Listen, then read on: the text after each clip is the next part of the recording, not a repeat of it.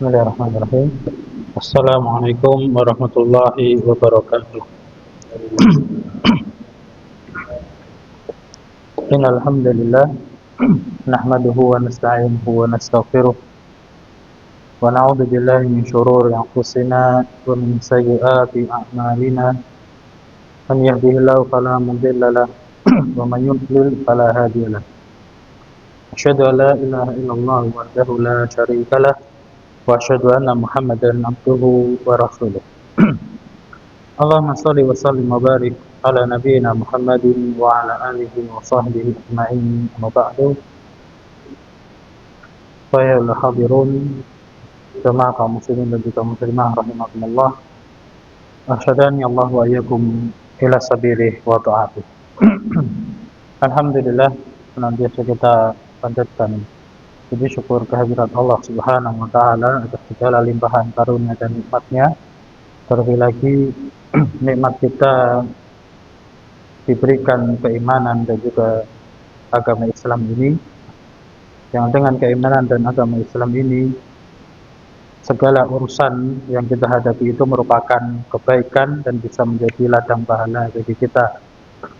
Termasuk ketika kita tertimpa musibah atau ketika tertimpa sakit, maka di dalam Islam atau bagi orang-orang yang berislam dan beriman kepada Allah Subhanahu wa taala, maka Allah akan jadikan musibah atau sakit itu sebagai pelebur dosanya atau juga sebagai tabungan pahala bagi dia apabila dia bersabar atas musibah yang Allah timpakan kepadanya. Jadi segala puji bagi Allah atas setiap keadaan yang ada pada diri kita. Dan tak lupa kita juga ucapkan salawat dan salam semoga senantiasa tercurah kepada junjungan kita, Nabi kita yang mulia, Nabiullah Muhammad sallallahu alaihi wasallam, yang melalui perantara beliau Allah Subhanahu wa taala mengajari kita semua, membimbing, menunjukkan kepada kita semua, tentunya tidak langsung dari Allah kepada kita tapi melalui perantara beliau sallallahu alaihi wasallam. Semoga salawat dan salam tercurah atas beliau dan juga keluarganya dan para sahabatnya radhiyallahu ta'ala anhum, dan juga kepada para pengikut yang baik hingga akhir hayat, hingga hari kiamat kelak. Baik jemaah kaum muslimin dan juga muslimah rahimakumullah, melanjutkan pelajaran kita rutin di hari Selasa malam ba'dal maghrib tentang tafsir Al-Quran, dan kita masih membahas tentang dua surat yang disebut dengan Mu'awwidzatain. Surah Mu'awwidzatain. Apa artinya Mu'awwidzatain? Dua surat yang berisikan tentang ta'awud. Apa makna ta'awud? Minta perlindungan kepada Allah Subhanahu wa taala. Ya, karena dua surat ini diawali dengan kalimat a'udzu. Surah yang kedua atau yang terakhir itu surah An-Nas kita sudah selesai, di mana Allah Subhanahu wa taala berfirman, Bismillahirrahmanirrahim, Qul a'udzu birabbin nas, katakanlah aku berlindung kepada Rabbnya manusia, Malikin nas, ya, rajanya manusia, Ilahin nas, sesembahannya manusia, min syarril waswasil khannas, ya, dari syar itu keburukan atau kejahatan, al-waswasil khannas. Ini yang penting. Apa maknanya al-waswasil khannas kemarin? Ya, bisikan setan yang bersembunyi. Jadi khannas itu bersembunyi. Maknanya bersembunyi itu kalau kita lalai, kita lupa, enggak zikrullah, maka setan itu akan mendatangi kita, akan memberikan waswas. Ya, alladzi waswisu fi sudurin nas, yang setan itu memberikan waswas ke dalam dada-dada manusia, dalam hati manusia, minal jinnati wan nas, yang setan itu ada dari kalangan jin dan juga ada dari kalangan manusia. Nah, sekarang kita baca surah Mu'awwidzatain yang pertama, itu surah Al-Falaq. Sudah tahu artinya surah Al-Falaq? Al-Falaq artinya apa? Sudah pernah baca terjemahan? Ya, Al-Falaq itu terjemahan, dan itu memang banyak para ulama menafsirkannya. Maknanya adalah waktu subuh. Di Al-Falaq itu maknanya waktu subuh. Nah, namun ada ceritanya nanti. Kenapa Al-Falaq itu diterjemahkan dengan waktu subuh? Nah, jadi Al-falak itu arti aslinya adalah sesuatu yang terbelah. Nah, sesuatu yang terbelah. Nah, maka para ulama ada beda pendapat di situ. Ada yang mengatakan sesuatu yang terbelah itu semacam biji-bijian. Nah, kalau kita melihat biji dari buah-buahan itu kan ada suatu belahannya kan. Ada belahannya kan, biji korma, biji durian, ponggel. Ini kan kalau kita buka itu kan ada belahannya. Nah, kemudian kenapa waktu subuh itu dikatakan sesuatu yang terbelah juga? Nah, karena waktu subuh itu hal yang membelah antara malam dan siang. Ya, jadi kalau kita mengamati waktu fajar, ya fajar yang shadid, kan fajar ada dua, fajar kadhib sama shadid. Nah, fajar yang shadid itu akan ada garis putih yang ya, melintang ini, ya, yang memisahkan antara waktu malam dan waktu siang. Di falak itu mananya waktu subuh. Nah, itu penjelasannya secara ringkas ini. Nah, di sini Syekh Sa'di rahimahullah taala menyebutkan tafsir suratul falak wahiyya makkiyah. Dan dia itu adalah surah makkiyah. Namun kemarin sudah disebutkan ada beda pendapat dari para ulama.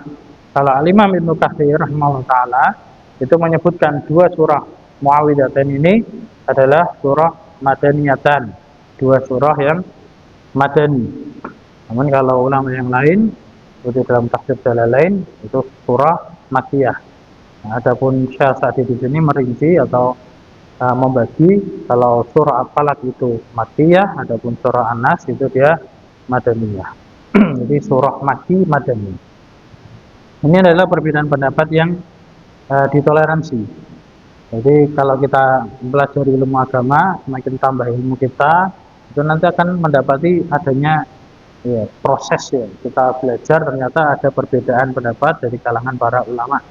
Dan namanya perbedaan pendapat kalau memang ya, ada syarat-syaratnya, sama-sama punya dalil, sama-sama ada pemahaman dari para salaf, yaitu para sahabat, tabi'in, ulama terdahulu. Nah, maka itu perbedaan pendapat yang ditoleransi. Dan ini bukan perbedaan pendapat dalam perkara yang usul, pada perkara yang prinsip. Kemudian kita baca terlebih dahulu surah Al-Falaq. Bismillahirrahmanirrahim, dengan menyebut nama Allah yang Maha Pengasih lagi Maha Penyayang. Qul a'udzu birabbil falaq. Ya. Artinya, katakanlah, setiap kali dalam Al-Quran Allah Subhanahu wa Ta'ala berfirman, qul, katakanlah, artinya yang diajak bicara siapa? Nabi Muhammad SAW. Jadi katakanlah wahai Muhammad. Biasanya terjemahan seperti itu. Apa yang Allah perintahkan untuk mengatakan, yaitu kalimat a'udzu birabbil falaq.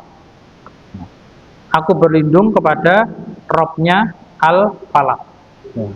Robnya waktu subuh itu tadi. Min syarri ma khalaq. Dari keburukan atau kejahatan apa yang Allah ciptakan. Ma khalaq, artinya apa yang Allah ciptakan. Artinya apa? Makhluknya Allah.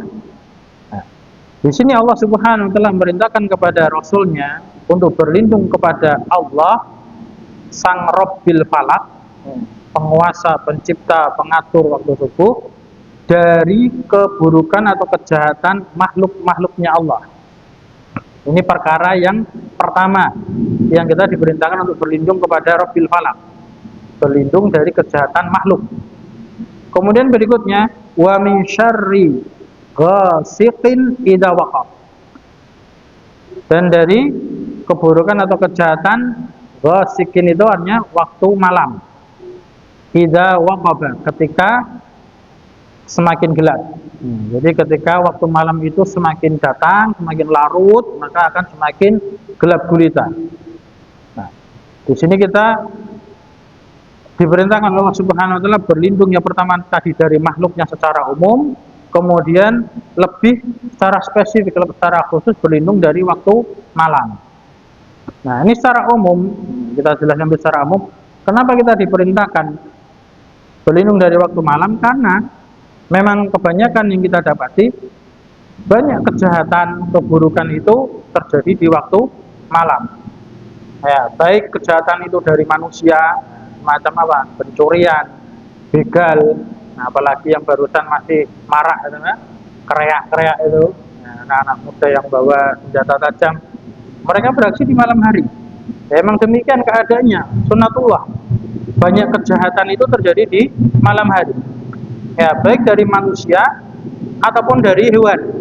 Ya, hewan-hewan yang membahayakan yang keluar di malam hari, seperti ular atau misalkan di alam liar itu ada serigala dan lain-lainnya. Nah, itu keluar di malam hari. Maka kita diperintahkan oleh Allah Subhanahu wa taala berlindung dari waktu malam ketika semakin gelap gulita, semakin larut. Berikutnya Allah Ta'ala firmankan wa min syarrin nafatsati fil uqadi, dan dari keburukan atau kejahatan an-nafasat. An-nafasat itu artinya ini bentuknya muannas, perempuan. Kenapa perempuan? Karena memang dari dulu, nah, itu orang yang melakukan praktek nafasat. Nafasat itu artinya itu sihir dengan cara meniup. Nah, jadi dalam bahasa Arab ada istilah nafasa. Ya, nafasa itu meniup. Ya. Kemudian ada nafakho. Nafakho itu juga meniup. Tapi kalau nafakho itu niupnya lebih kencang lagi, seperti meniup trompet. Itu nafakho. Nah, ada nafasa biasa, bernafas. Ya, bernafas ya dengan hidung. Jadi ada nafasa, ada nafasa, ada nafakho. Nah, kalau nafasa ini meniup tiupan yang pelan. Nah, ini dipraktekkan oleh tukang-tukang sihir yang mereka itu membaca mantra, ya, membaca jambe-jambe, kemudian ditiupkan fil uqadi, dalam al-uqad. Al-uqad itu artinya ikatan-ikatan. Nah, jadi kita sudah sering dengar kata akad, seperti akad jual beli. Nah, artinya apa? Ikatan jual beli. Akad nikah, akdun nikah, nah, ikatan pernikahan. Jadi kata akad ini suatu ikatan. Nah, ini al-uqadi itu maknanya adalah ikatan-ikatan. Ya, bagaimana kemarin sudah kita sampaikan juga, namanya sihir itu ada sarananya, melalui buhul, ya, atau sesajennya. Gitu. Ya, sebagaimana asbabun nuzul dari dua surat ini sudah kita sampaikan. Dua surat ini diturunkan oleh Allah Subhanahu wa taala sebabnya karena Rasulullah terkena sihir. Nah, yang dilakukan oleh sekutu orang Yahudi dari kalangan orang-orang munafik. Sekutunya orang Yahudi yang bernama Labid bin Aqsam. Nah, itu dia melakukan sihir. Nah, sihirnya itu berupa apa? Berupa ikatan yang diambil dari rontokan rambutnya Rasulullah, dari sisirnya Rasulullah. Jadi hati-hati kalau kita yang rambutnya mudah rontok. Nah, itu biasanya sihir itu sarana yang digunakan adalah anggota badan dari kita, ya, anggota badan dari objek yang ingin disihir. Bisa rambutnya, bisa potongan kukunya, kan gitu. Bisa kulitnya, ya, foto juga bisa. Itu juga hati-hati itu, bisa Pak, foto itu juga bisa, ya, gigi. Nah, kemudian juga darah juga bisa terpilah lagi. Nah, kalau darah dari mana? Biasanya para wanita kan itu ada daerah haid kan itu. Nah, jadi kalau buang apa pembalut itu hati-hati, hati-hati. Bisa digunakan sarana untuk menyihir. Nah, kalau Rasulullah SAW pada waktu itu yang dijadikan sarana adalah ya, rontokan rambut beliau dari sisirnya beliau Sallallahu Alaihi Wasallam. Nah, itu diikat, nah, dijadikan satu buhul, nah, kemudian disembunyikan di dalam sumur, di dalam sumur. Nah, penjelasan ini bisa kita baca di tafsirnya Imam Ibnu Katsir, itu lebih apa detail itu. Dari hadis riwayat Imam Bukhari rahimahullah taala. Nah, kemudian Malaikat Jibril memberitahu Rasulullah SAW bahwasanya ada buhul itu tadi di dalam sumur, kemudian dicari dan diambil. Nah, ternyata buhul itu ada ikatan-ikatannya itu. Dan ikatannya berjumlah berapa kemarin? 11. Ya, sesuai dengan jumlah ayat dari dua surat ini, Muawwidzatain. Ya, surah Al-Falaq itu jumlahnya 5 ayat, surah An-Nas jumlahnya 6 ayat. Setiap kali selesai baca satu ayat, terbuka satu ikatan duhulnya itu. Ya, sampai 11 ayat selesai, maka terbukalah semua ikatan itu, maka Rasulullah pun sembuh dari sihirnya tersebut. Nah, ini penjelasan secara ringkas dari kalimat nafasat. Jadi nafasat itu artinya adalah para wanita yang meniupkan sihir, membaca mantra-mantra sihirnya itu fil uqadi, di dalam ikatan. Nah, kemudian kata nafas itu juga itu niup gitu ya. Tidak hanya dipraktekkan tukang sihir, tapi di dalam Islam pun kita sebagai seorang muslim pun cara meruqyah juga dibolehkan, bahkan disyariatkan dengan cara meniup. Jadi kalau kita ingin meruqyah sendiri seperti membaca dua surah ini, itu dalam hadis yang sahih juga Rasulullah mengajarkan setiap kali beliau selesai membaca dua surat ini, nah, Qul a'udzu birabbil falaq sama Qul a'udzu birabbin nas sampai selesai. Setelah selesai membaca dua surat ini, beliau pun melakukan nafasa fi yadayhi, meniupkan ke dua telapak tangannya. Jadi kemudian diusapkan ke tangannya, ke wajahnya, dan seluruh tubuh yang mampu untuk dijangkau. Nah, itu juga cara menangkal sihir. Nah, menangkal sihir dan juga meruqyah itu juga bisa dipraktekkan seperti itu. Nah, jadi dengan cara nafas. Jadi memang nafas ini istilahnya tuh suatu praktek yang memang dilakukan. Ya. Bisa dilakukan oleh orang jahat, bisa juga dilakukan oleh orang baik, tergantung mantranya tadi yang dibaca. Kalau yang dibaca itu Al-Quran, orang-orang yang beriman itu untuk ruqyah atau penangkal sihir. Kalau yang dibaca mantra-mantra yang enggak jelas, wes sopo durung, enggak jelas kan itu. Nah, itu prakteknya orang-orang yang jahat, yang kufur. Ya, bahkan mereka adalah orang-orang musyrik. Kemudian di ayat berikutnya Allah berfirman, wa min syarri hasidin idza hasad. Dan dari kejahatan, keburukan atau kejahatan orang yang hasad. Ya, hasid itu isim fa'il, orang yang hasad. Idza hasad, ketika orang itu hasad. Nah, orang hasad itu bagaimana? Orang hasad itu orang yang enggak suka kalau ada orang lain punya kenikmatan. Bahkan lebih. Nah, jadi kalau nggak suka orang lain senang, itu biasanya kan iri kan gitu. Nah, ini lebih lagi dengki biasanya itu gitu. Nah, dengki itu apa? Hasad itu apa? Ketika ada orang lain punya nikmat, dia nggak suka, bahkan pengen kenikmatan itu hilang. Nah, hilang darinya. Gimana caranya pengen nikmat itu hilang? Pengen lagi uang liya kira orang itu senang gitu. Pengennya sengsara gitu. Apa meneh awake dhewe sengsara. Aku sengsara, aku seneng, ora terima itu.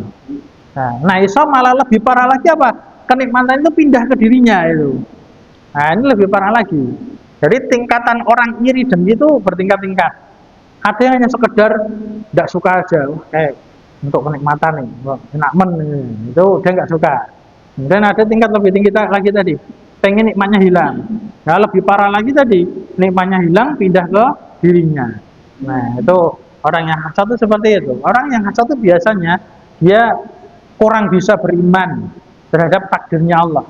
Ya, kurang bisa menerima pemberian dari Allah Subhanahu wa taala. Nah, ini kita juga disuruh berlindung dari orang yang demikian.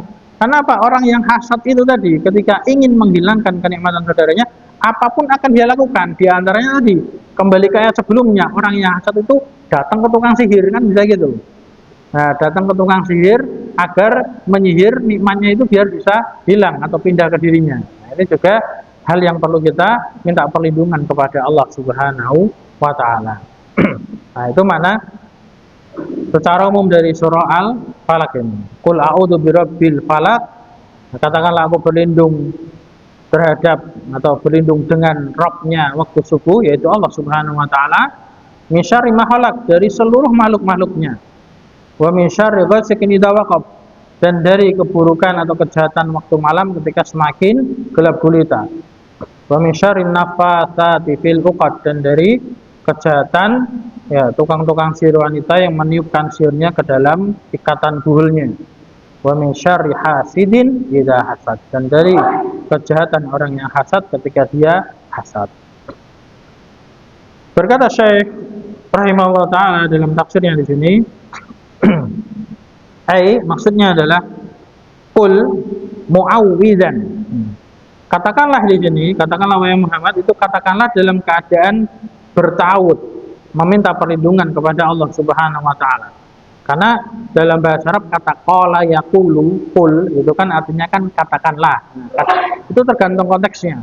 Kalau berkata biasa ya berkata. Kadang ada yang faqala nabiyannya menjawab.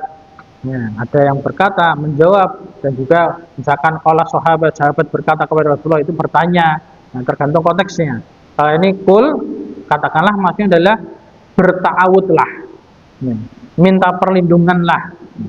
Dengan cara mengucapkan a'udzu. Ya, a'udzu itu dalam bahasa Arab namanya fi'il mudhari.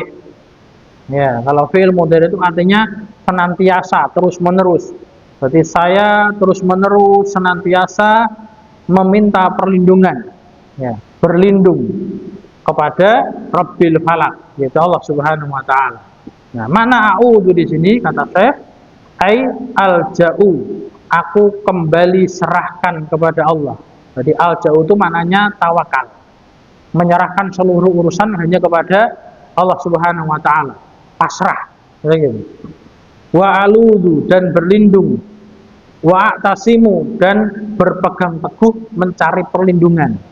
Jadi tasoma ya'tasimu, ya, a'tasimu itu artinya berpegang teguh mencari ismah, perlindungan. Jadi kata asoma itu hanya perlindungan. Sehingga Rasulullah ataupun para nabi juga yang lainnya itu dikatakan orang-orang yang maksum, itu dari kata asoma. Maksum itu apa? Dilindungi, ya, dijaga. Yang dimaksud dengan dilindungi, dijaga, para rasul, para nabi itu maksum, dilindungi, dijaga. Itu bukan berarti aman, ya, bukan berarti tidak pernah salah, bukan. Maksudnya maksum itu ketika salah langsung ditegur, ya, sehingga ketika di dunia itu tidak punya kesalahan. Atau namanya manusia kan pasti punya salah, tapi langsung meralat, ya, langsung diralat oleh Allah Subhanahu wa taala.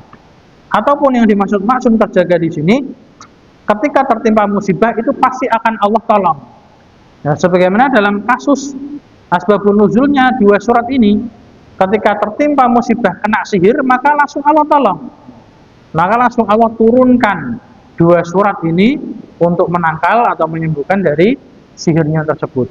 Nah, itu yang dimaksud dengan maksum. Maka di sini kita diperintahkan untuk berlindung, itu maknanya a'tasimu, berpegang teguh kepada Allah, mencari perlindungan hanya kepada Allah Subhanahu wa taala. Ya. Alja'u wa aludu wa a'tasimu bi Rabbil Falaq. Dengan Rabbnya Al-Falaq. Nah, makna falak ini saya menjelaskan ai falikul habbi wan nawa.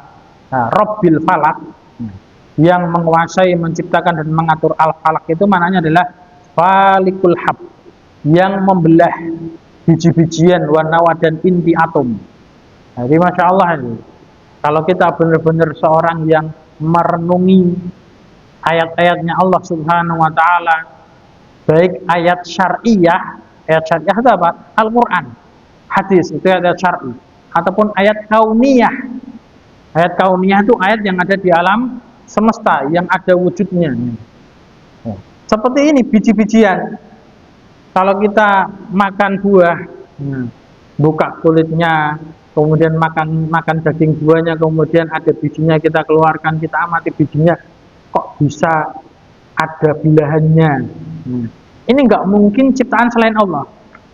Kalau manusia itu membuat buah, itu malah pengennya apa? Tanpa biji, kan pengennya gitu. Pengennya praktis gitu. Kalaupun seandainya manusia bikin buah itu apa, rekayasa genetika macam-macam itu ada bijinya, ya, tidak sampai sedetail ciptaannya Allah Subhanahu wa taala. Ya paling biji-biji polosan deh gitu aja. Itu kalau kita memperhatikan biji itu Masya Allah, ada kulit aringnya, kemudian ada belahnya itu. Ini akan semakin apa? Menambah keimanan kita. Nah, jadi kita belajar, kita ngaji, kita tahu apa penjelasan Al-Quran sampai sedetail ini tuh tujuannya itu meningkatkan keimanan kita. Ya. Kita semakin beriman kepada Allah, benar-benar semua yang ada di alam semesta ini ada penciptanya, itu Allah Subhanahu wa taala. Jadi benar-benar terbantahkan itu orang-orang ateis, orang-orang yang mengingkari adanya Tuhan. Ya nggak mungkin itu segala sesuatu ada dengan sendirinya sampai sedetail ini. Ini Masya Allah, itu luar biasanya Allah Subhanahu wa taala. Jadi mana Rabbil Falak adalah falikul habbi wan nawa, yang membelah biji-bijian dan inti. Wa falikul isbah, dan yang membelah waktu subuh. Nah itu tadi penjelasannya. Waktu subuh itu membelah antara waktu malam dan siang. Jadi kalau kita di waktu subuh hari melihat ke arah langit, itu ada bentangan cahaya yang memisahkan antara waktu malam dan waktu siang. Kemudian di ayat berikutnya, misyarri ma khalaq, dari kejahatan apa yang Allah ciptakan, maksudnya adalah kejahatan makhluknya Allah. Walihada atau wahada, dan ini kalimat ini yashmalu, mencakup jami'a, seluruh ma khalaqallah, apa yang Allah ciptakan. Jadi kalimat ini mencakup seluruh makhluknya Allah, min insin, dari kalangan manusia, wa jinnin, dan dari kalangan jin, wa hayawanat, dan juga dari kalangan binatang-binatang, hewan-hewan. Jadi hewan itu dari bahasa Arab. Ya. Hewan dari bahasa Arabnya apa? Hewan. Hayawan. Hayawanat itu hewan. Nah, kita dianjurkan oleh Allah Subhanahu wa taala untuk berlindung dari keburukan seluruh makhluknya, dari kalangan manusia ataupun jin ataupun hewan-hewannya. Nah, fayusta'adu bi khaliqiha. Nah, ketika Allah menjelaskan bahwasanya makhluknya dari kalangan manusia, jin dan hewan itu memberikan dampak buruk atau memiliki kejahatan keburukan, maka yusta'adu bi khaliqiha. Kita itu diperintahkan untuk minta perlindungan kepada siapa? Kepada penciptanya. Yusta'adu bi khaliqiha, minta perlindungan kepada khaliknya, kepada penciptanya manusia, kepada penciptanya jin, kepada penciptanya hewan. Jadi lucu kalau ada orang kok minta perlindungan kepada jin, minta perlindungan kok kepada makhluk, ya nggak bisa apa-apa. Ya, makhluk itu sesuatu yang dicipta, ya, sesuatu yang Allah ciptakan. Nah, kalau kita berlindung kepada makhluk, ya, nggak ada gunanya. Maka hendaknya kita berlindung hanya kepada Allah Subhanahu wa taala sebagai Al-Khaliq, sebagai pencipta. Minasyarril ladzi fiha, dari kejahatan yang ada di dalamnya, di dalam makhluk-makhluknya Allah tersebut. Tsumma, kemudian saya mengatakan, khassa ba'da ma amma faqala wa min syarri ghasikin idza waqab. Kemudian Allah Subhanahu wa taala khassa, mengkhususkan ba'da ma amma, setelah apa yang tadinya itu bersifat umum. Berlindung dari seluruh makhluknya Allah, itu kan umum. Ya, berlindung dari semua makhluknya Allah, itu umum. Nah, kemudian setelahnya Allah khususkan berlindung kepada lebih yang spesifik, lebih khusus lagi. Apa itu? Min syarri ghasikin idza waqab. Nah, dari kejahatan waktu malam ketika semakin gelap gulita. Maksudnya adalah min syarri ma yakunu fil lail, berlindung dari kejahatan ataupun keburukan ma yakunu, yang dia itu terjadi fil lail, di malam hari. Hina yaghshan nas, ketika malam itu menyelimuti manusia. Jadi semakin malam semakin larut, maka semakin menyelimuti manusia kegelapan malam tersebut. Wa yantashiru fihi katsirun, dan bertebaran, menyebar, yantashir fihi, di dalam malam tersebut, katsirun, banyak, minal arwahi syarirah, dari arwah-arwah yang buruk, arwah-arwah yang jahat, wal hayawanatil mu'diyah, dan hewan-hewan yang mu'diyah, memberikan gangguan, yang mengganggu, yang memberikan bahaya, membahayakan. Nah, kemudian jamaah kaum muslimin dan juga muslimah rahimakumullah, ada yang ingin kita sampaikan tentang kalimat ini, al-arwah syarirah. Syarirah. Arwah-arwah yang buruk. Nah, yang dimaksud dengan arwah yang buruk di sini adalah setan. Setan dari kalangan jin. Bukan arwah yang dipahami sebagian manusia arwah gentayangan gitu. Itu keyakinan yang rusak itu. Karena keyakinan yang tidak dibangun di atas dalil dari Al-Quran maupun dari hadis. Nah, kita sebagai seorang muslim, sebagai seorang mukmin itu hendaknya kita memiliki keyakinan yang benar sesuai apa yang ada di dalam Al-Quran ataupun hadis. Nah, tentang arwah atau ruh itu kita ingin sampaikan dalam sebuah hadis yang agak panjang. Hadis yang diriwayatkan oleh Imam Ahmad rahimahullah taala dari sahabat yang bernama Al-Barra ibn Azib radhiyallahu taala anhu. Nah, sahabat yang mulia Al-Barra ibn Azib radhiyallahu taala anhu suatu saat pernah keluar bersama Rasulullah untuk takziah. Ya. Untuk apa? Memakamkan jenazah dari kalangan kaum Ansor. Nah, saat itu Rasulullah bersama para sahabat masih menunggu jenazah di sekitar pemakaman, masih menunggu kuburannya itu selesai digali. Nah, saat itu Rasulullah sambil duduk, kemudian beliau terdiam, maka para sahabat pun ikut diam semuanya dengan diam yang sangat tenang. Nah, dalam hadis itu disebutkan seolah-olah seandainya ada burung yang hinggap di kepalanya itu, burung itu nggak akan terbang karena saking tenangnya. Nah, setelah beberapa saat Rasulullah SAW itu berkata kepada para sahabat, "Ista'idzu billahi min azabil qabr." Ista'idzu billahi min azabil qabr. Nah, kalian berlindunglah kepada Allah dari azab kubur. Nah, beliau mengulanginya 2 kali. Kalian berlindunglah kepada Allah dari azab kubur. Nah, setelah itu Rasulullah SAW menjelaskan tentang perjalanan ruh, perjalanan arwah, baik ruhnya atau arwahnya orang yang mukmin, orang yang baik, maupun ruh atau arwahnya orang yang buruk, yaitu orang-orang yang kafir. Yang pertama tentang kisah perjalanannya ruh dari orang yang beriman. Maka Rasulullah menjelaskan ketika seorang yang beriman itu, seorang yang baik, muslim, mukmin, itu sakaratul maut mendatanginya, ketika datang sakaratul maut padanya, maka malaikat maut itu mendatanginya dengan membawa kain kafan yang putih, lembut dan wangi. Mendatangi orang yang beriman. Kemudian mengatakan kepada orang yang beriman, mengatakan kepada ruhnya, wahai ruh yang thayyibah, ruh yang baik, keluarlah. Kemudian ruh itu pun keluar, disambut malaikat, kemudian dibawa dengan menggunakan kain kafan yang putih, lembut dan wangi, dibawa malaikat naik ke atas langit. Sepanjang perjalanan ke langit dunia itu bertemu dengan banyak malaikat, dan setiap lapisan langit bertemu dengan malaikat. Nah, setiap malaikat yang bertemu dengan malaikat yang membawa ruhnya orang yang baik tersebut bertanya kepada malaikat tersebut, ruhnya siapa ini?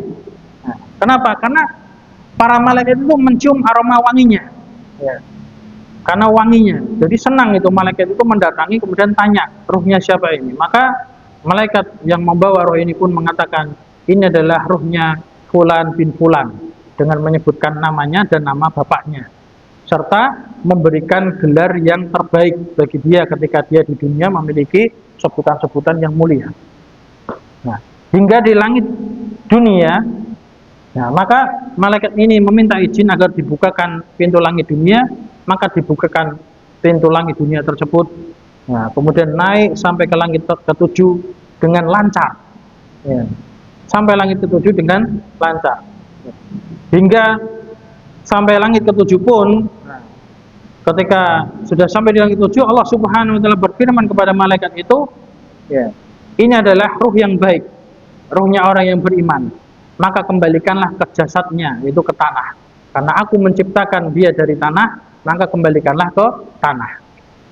Dan malaikat ini pun mengembalikan ruh ini ya, ke jasadnya, yaitu di dalam kuburan, yaitu ketika jasadnya itu sudah masuk ke liang lahat, ya sudah dikuburkan. Jadi tadi waktunya ketika dinaikkan dibawa oleh malaikat maut tadi adalah ketika sakaratul maut, ketika awal wafatnya. Nah prosesnya itu, nah ketika dia dimasukkan ke liang lahat, ke kuburan, setelah selesai maka malaikat pun mengembalikan jasadnya mengembalikan ruh ke dalam jasadnya. Nah, setelah ruh itu masuk lagi ke dalam jasadnya, nah, maka datanglah dua malaikat yang lain, ya, yang dikenal dengan apa? Malaikat yang menanyakan tentang apa? Man rabbuka. Nah, ini kalimat yang bertanya kepada orang yang ada di alam kubur. Ketika orang itu baik, orang yang beriman, maka akan mudah untuk menjawab pertanyaan dalam kubur ini. Jadi namanya fitnah atau ujian di alam kubur. Ya, 3 pertanyaan. Ya, dalam hadis yang lain itu 3 pertanyaan itu man rabbuka, wa ma dinuka, wa man nabiyuka. Siapa Rabbmu, apa agamamu, dan siapa nabimu. Nah, kalau dalam hadis ini 3 pertanyaan itu yang pertama adalah man rabbuka. Maka hamba yang beriman ini akan menjawab Rabbi Allah. Ya, Rabbku adalah Allah. Nah itu nanti pertanyaannya dengan bahasa Arab. Adapun kita kalau belum bisa bahasa Arab, selama kita beriman itu tidak ada masalah. Insya Allah nanti akan Allah mudahkan. Ya itu ilham, karunia dari Allah Subhanahu Wa Taala. Yang penting kita beriman kepada Allah, berusaha menjadi orang yang baik, beriman kepada Allah, beragama Islam dengan baik. Itu nanti Allah akan mudahkan. Man Rabbuka Rabbi Allah. Wa madinuka, apa agamamu? Dinil Islam. Ya, agamaku adalah Islam. Nah, kemudian malaikat bertanya, wa ma hadzal rajulul ladzi bu'itsa fikum. Dan siapa laki-laki yang diutus kepadamu? Ya, kepada kalian. Maka orang yang beriman akan menjawab Rasulullah sallallahu alaihi wasallam. Yang diutus kepada kita ketika di dunia adalah Rasulullah Muhammad sallallahu alaihi wasallam. Nah, kemudian apa yang kamu ketahui? Orang yang beriman itu akan menjawab, saya membaca Al-Quran, memahami maknanya, kemudian mengamalkan Al-Quran. Nah, setelah menjawab pertanyaan-pertanyaan ini, maka ada suara dari langit, sodaqah. Ya, dia jujur, sodaqah, dia benar. Ya, maka setelah itu Allah bukakan di alam kubur, ya, Allah bukakan pintu yang mengarah kepada surganya Allah Subhanahu Wa Taala. Ya, baru pintunya saja, Pak. Dari pintu, jadi di alam kubur itu akan melihat pemandangan yang indah, yaitu pemandangan surganya Allah yang penuh dengan kenikmatan, penuh dengan keindahan, yang tidak ada seorang pun, tidak ada satu mata pun yang pernah melihatnya, tidak ada satu hati pun, akal pun yang pernah bisa membayangkannya. Itu begitu indahnya. Nah, kemudian datang seorang pemuda yang tampan, yang bagus, yang bersih, yang wangi mendatanginya. Nah, lalu orang ini bertanya, man anta, siapa kamu? Ana amaluka sholih. Aku adalah amal solihmu ketika di dunia. Nah ini kehidupan ruhnya orang yang beriman ketika di alam kubur, itu mendapatkan nikmat kubur, yang mendapatkan pemandangan kubur, kemudian ada teman yang menemani, tidak sendirian. Nah, namanya kematian itu saudaranya tidur, Pak, atau tidur itu saudaranya kematian. Coba kita bayangkan ketika kita tidur.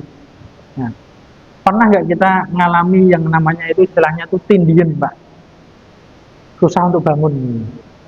Itu rasanya gimana? Rasanya ngeri, Pak. Ya. Nggak bisa bangun, teriak-teriak nggak ada yang dengar, itu sendirian. Nah, itulah bayangan kematian itu seperti itu. Kalau kita sudah mati, sudah gelap gulita, nggak ada penerangan sama sekali, kita teriak-teriak yang nggak ada yang dengar, kita mau minta tolong sama siapa nggak ada gunanya, kita mau beramal juga nggak bisa lagi, kita mau beristighfar tobat juga sudah nggak ada gunanya. Nah itulah kondisi kematian di alam kubur ketika sakaratul maut. Jadi ini peringatan buat kita untuk banyak-banyak beramal soleh, segera beramal soleh. Itu kondisi ruh seperti itu. Nah sudah masuk waktu saya. Nah kembali lagi pembahasan yang ingin kita sampaikan, itu kondisi ruh, itu ruhnya orang yang beriman itu seperti itu. dari sakaratul maut naik ke langit dunia, ke langit ketujuh sampai dikembalikan ke alam kubur. Ya, demikian pula dengan ruhnya orang yang jahat. Abdun kafirun, hamba yang kafir. Itu ketika sakaratul maut yang mendatangi malakul maut itu membawa kain yang kotor, kumal dan sangat bau. Kemudian dia disuruh keluar dengan cara paksa, ya, dari jasadnya, hingga begitu perihnya, begitu sakitnya itu roh itu keluar dari jasadnya, kemudian dibawa dengan kain yang sangat bau, sedangkan dia sendiri itu juga membawa bau yang sangat bau. Ya, sehingga tidak ada malaikat yang mau mendekat. Ya, nggak ada malaikat yang mau mendekat. Nah, ketika ada malaikat, ketemu malaikat pun malaikat bertanya, siapa itu kok bau banget? Ya, maka malaikat mengatakan fulan bin fulan dan menyebutkan julukan yang paling buruk ketika dia di dunia. Sampai di pintu langit dunia, baru langit dunia itu minta dibuka, tidak dibukakan. Ya, jadi tidak diizinkan untuk sampai naik ke langit ketujuh. Jangankan langit ketujuh, langit pertama itu langit dunia aja tidak dibuka. Ya, kemudian Allah perintahkan kepada malaikat itu untuk melemparkan ya ruhnya itu, maka dilemparkan begitu saja. Ya, dia terombang-ambing tapi bukan gentayangan. Nah, ini yang ingin kita tekankan, itu ruhnya itu bukan gentayangan. Jadi kalau ada orang bunuh diri, ruhnya gentayangan, ruhnya mencari tumbal yang lain, itu tidak, itu ruh itu tidak demikian. Sampai dia itu kembali ke jasadnya di alam kubur. Nah, kemudian ketika kembali di alam kubur didatangi dua malaikat, ditanya man rabbuka wa madinuka dan seterusnya, dia jawab hal adri. Hal adri. Apa itu? Saya nggak tahu. Dia jawabnya nggak tahu. Maka suara dari langit mengatakan kadzab. Dia dusta. Kenapa dia dusta? Dia itu tahu waktu di dunia itu dia tahu. Dia tahu Al-Qur'an, dia tahu Islam. Ya, dia tahu agama yang benar itu Islam, tapi dia tidak mau masuk Islam. Ya, dia tidak mau mengamalkan Al-Quran. Ya, maka Allah siksa di dalam kuburnya tersebut, kemudian dibukakan pintu neraka. Ya, yang pemandangan yang begitu ngeri, waliyadzubillah. Ya, kemudian datang seorang yang hitam legam dan sangat bau yang menjadi temannya. Ya, siapa itu? Amal tolehnya. Man anta ana amaluka toleh. Amal toleh, amal yang buruk. Kalau amal baik, amal toleh. Nah, itu adalah yang ingin kita sampaikan adalah kondisi ruhnya seorang hamba dari sakaratul maut hingga kembali ke alam kubur. Jadi tidak ada istilah di dalam dalil itu roh gentayangan. Nah, adapun yang dimaksud dengan al-arwah syarirah tadi, ruh yang jahat itu adalah dari kalangan jin. Jadi kalau ada penampakan-penampakan, ada orang yang melihat, ada genderuwo, ada jin, atau ada yang menyerupai orang yang sudah meninggal, itu adalah jin yang nyamar. Nah, itu adalah jin yang nyamar. Ingin apa? Ingin menyesatkan manusia. Ya, penyesatan yang paling pertama adalah apa? Merusak akidah tadi. Meyakini, oh ada roh gentayangan. Itu sudah rusak itu akidahnya. Sudah tidak sesuai dengan apa yang ada di dalam hadis. Apa yang dalam penjelasan Allah melalui lisan Rasulnya SAW. Nah, jadi itu yang perlu kita tekankan. Jadi jangan sampai kita ada kesalahpahaman di dalam keyakinan kita. Ada arwah gentayangan itu tidak ada. Ya, seandainya ada yang dinampaki, ya, kena penampakan, itu adalah ulah jin, ulah setan ini. Maka hendaknya bertahu. Kecuali kalau mimpi beda. Ya, kalau mimpi orang yang sudah pernah meninggal itu bisa terjadi seperti itu, dan itu penjelasan yang lain. Allah Taala alam. Ingin sampai di sini dulu. Insyaallah di pertemuan yang akan datang kita akan pulang sedikit dan kita lanjutkan dari tafsir surah Al-Falaq ini. Semoga bermanfaat dan semoga bisa menambah keimanan dan ketakwaan kita. Semoga Allah Subhanahu wa taala memberikan istiqamah kepada kita hingga akhir hayat kita. Aqulu qouli hadza, astaghfirullahaladzim li wa lakum wa lisa'iril muslimina wal muslimat fastaghfiruhu innahu huwal ghafurur rahim. Wassallallahu ala nabiyyina Muhammad.